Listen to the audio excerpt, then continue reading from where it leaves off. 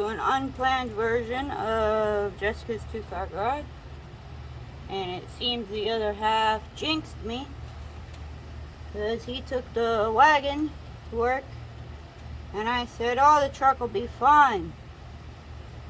Well, when I went to work today, the truck had a big coolant leak, so I'm going to teach you guys how to make an at-home plug specifically for that.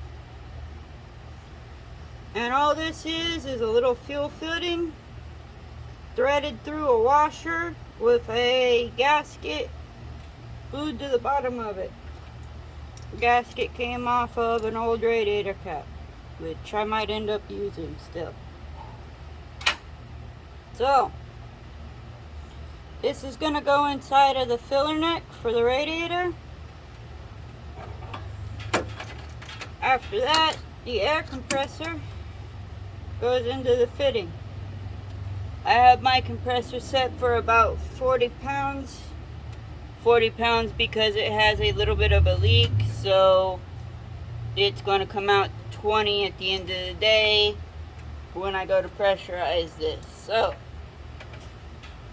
this is a good way to find leaks. Be careful though, because if the leak is inside the engine, it will fill your motor full of coolant.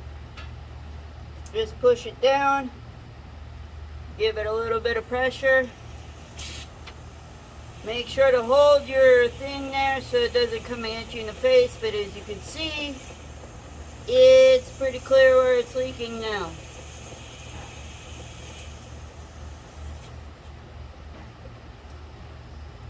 Remember all the same rules as if the radiator was hot. It's going to be under pressure, so be careful where you're pointing it.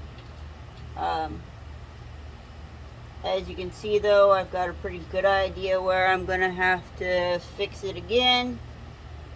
Yeah.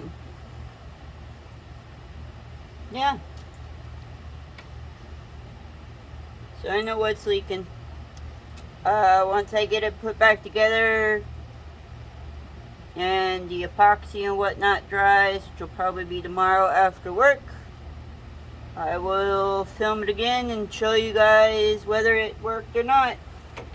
Again, this is just a simple fitting, O-ring, washer, and the bottom of a radiator cap. That's it, with a little bit of air pressure, and that'll show you exactly where your leak is. Okay guys, be safe.